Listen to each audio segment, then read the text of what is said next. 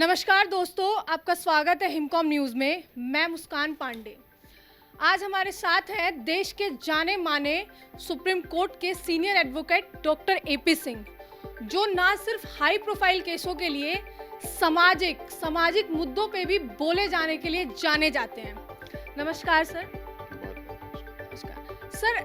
अभी पहलगाम में जो आतंकवादी हमला हुआ है, जिससे कि पूरा देश अभी बहुत ही गुस्से में है, तो उस आतंकवादी हमले को लेकर आप क्या कहना चाहेंगे? जो हमला हुआ है उस पर आपके क्या विचार हैं? ये घटना बहुत ही दुखद, जिसके शब्दों में वर्णन नहीं कर सकते। दुनिया की ऐसी इकलौती आतंकवादी घटना है। घटनाएं बहुत हुई, हमारे देश में भी हुई। 26/11 हुआ, पुलवामा कांड हुआ, संसद पे हमला हुआ, दिल्ली हाई कोर्ट पे हमला हुआ, वाराणसी में हुआ, जयपुर की जावेरी बाजार में हमला हुआ, करोल बाग में सीरियल ब्लास्ट हुए। लेकिन ये घटना ऐसी है जो हमारी मानवता को शर्मसार कर दी, जिसने पाकिस्तान के हिंदू मुस्लिम के अंदर का जो भाव था उसको उजागर कर दिया। पहली बार धर्म देखकर गोलियां मारी गई, पहली बार धर्म पूछकर गोलियां मारी गई, पहली बार धर्म चेक करने के लिए कलमा के साथ साथ पैंट उतार के चेक करके गोलियां मारी गई।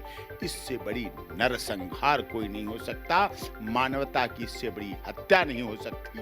मानव धर्म से बड़ी इसकी कोई हत्या नहीं हो सकती। जैसा कि हम सबने देखा कि पहलगाम में धर्म देखा गया, जाति पूछी गई और वो जानने के बाद उन पे गोलियों की बरसात कर दी गई।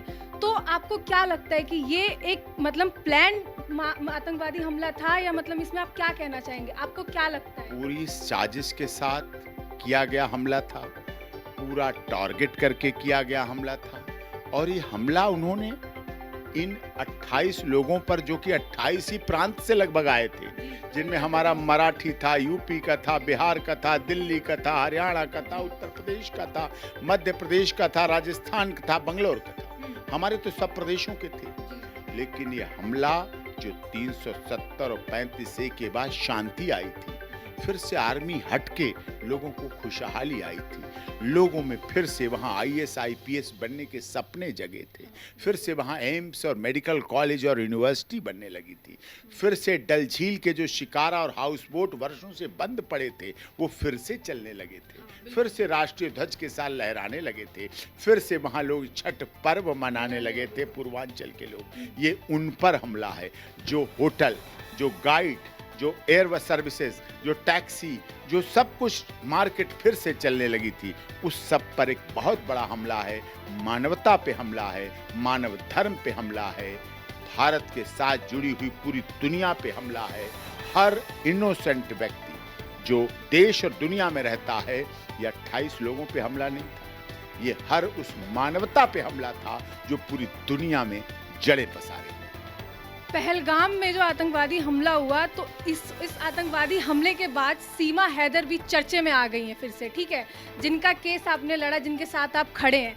तो मोदी सरकार ने तो पाकिस्तानियों जितने भी रह रहे हैं हिंदुस्तान में, उनको अल्टीमेटम दे दिया है कि उन्हें हिंदुस्तान छोड़ना पड़ेगा, जाना पड़ेगा। और मेरे हिसाब से जाना भी चाहिए, क्योंकि जो हश्र उन्होंने किया है हमारे लोगों का, अलग अलग देशों से आए हुए लोगों का जो किया है, तो इस हिसाब से तो उन्हें देश छोड़ के जाना चाहिए। तो सीमा हैदर को लेके आप क्या कहेंगे? मीना बोलेंगे तो आपको और अच्छा लगेगा। सीमा है तो सर पाकिस्तानी, नागरिकता तो वही की। अब वो भारत में है, भारत की बहू है, भारत में जन्मे सचिन मीना की धर्मपत्नी है, सनातन धर्म के अनुसार हैं।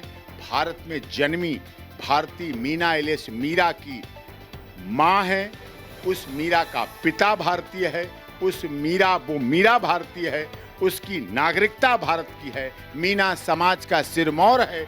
उत्तर प्रदेश में जन्म लिया, उत्तर प्रदेश ने बर्थ सर्टिफिकेट किया, नेपाल के रास्ते आई, वैलिड पासपोर्ट वीजा नेपाल तक था, काठमांडू तक था। नेपाल और हमारा रोटी और बेटी का नाता है। नेपाल से भारत आई, भारत की बहू बन के आई, भारत में रह रही है। और इस केस के से तुलना भारत सरकार के इस आई तो वो पाकिस्तान से ही है, तो अब अल्टीमेटम आ गया तो जाना तो उन्हें भी पड़ेगा। ऐसे तो अदनान सामी ने भी जन्म कहाँ लिया, ऐसे तो बहुत हीरो हीरोइन है, उन्होंने जन्म कहाँ लिया। लेकिन अभी वो बहुत चर्चे में आ गई है, उनका नाम भी। चर्चा तो आप लोगों की वजह से है, चर्चा तो वो सनातन धर्म चर्चा का विषय रहता है।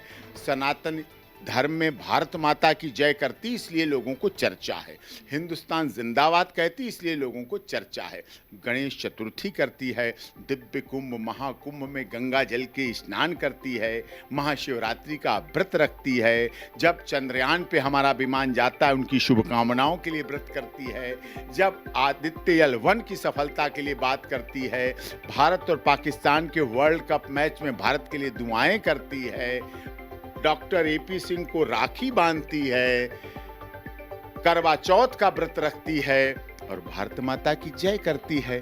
क्योंकि चर्चा तो उन लोगों की भी होती है जो भारत में रहते हैं, भारत की संसद में रहते हैं, यहाँ का खाते हैं, यहाँ का पीते हैं, यहाँ हमारे टैक्स से पैसे से सैलरी लेते हैं, लेकिन भारत माता की जय नहीं बोलते। जय बोलते हैं फलस्तीन की जय, भारत माता की जय नहीं करते। अब हम क्या करें, हमारी तो सीमा भारत माता की जय करती है, हिंदुस्तान जिंदाबाद बोलती है तो दुनिया देखती है और दुनिया खुश होती है।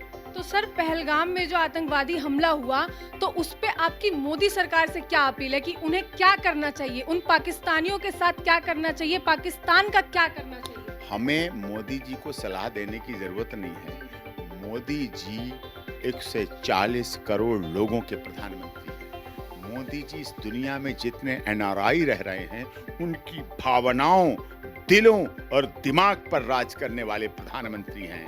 उन्होंने भारत के जिस गौरव को दुनिया में पहुंचाया उन ऊंचाइयों के प्रधानमंत्री हैं। मोदी जी इस्लामिक कंट्रियों में सबसे अधिक सम्मान पाने वाले प्रधानमंत्री हैं। और जब ये घटना हुई तब मोदी जी सऊदी अरब में थे, दुनिया का सबसे बड़ा इस्लाम को मानने वाला देश, सामाजिक रूप से भी, राजनीतिक रूप से भी, धार्मिक रूप से भी, आर्थिक रूप से भी सऊदी अरब की तीसरी उनकी यात्रा थी पूरे कालकाल। G20 में वहां के प्रिंस सलमान भारत का आदर सम्मान देख चुके हैं, यहाँ रह चुके हैं। और सऊदी अरब में भी कहाँ पता, ज़ेद्दाह, जो ज़ेद्दाह पवित्र दुनिया के धार्मिक तीर्थ, इस्लाम के तीर्थ मक्का मदीना का रास्ता जाता है ज़ेद्दाह से, जैसे माता वैष्णो देवी के लिए कटरा से रास्ता जाता है, जैसे बद्रीनाथ केदारनाथ के लिए ऋषिकेश से रास्ता जाता है, ऐसे ही वहां थे। उनका दिल, बिन सलमान का दिल रोया होगा कि अबे पाकिस्तान, तूने हमारे दुनिया के सबसे बड़े लोकतंत्र के प्रधानमंत्री को एक दिन रुकने भी नहीं दिया हमारे यहाँ, तेरा तो विनाश होना ही होना है। सब इस्लामिक कंट्रियों ने, चाहे लेबनान हो, ईरान हो, इराक हो, ज़ेद्दाह हो, तेहरान हो, सब ने अपने दुनिया के सर्वोच्च सम्मान अपने देश के मोदी जी को दिए, सम्मान दिया, आदर दिया।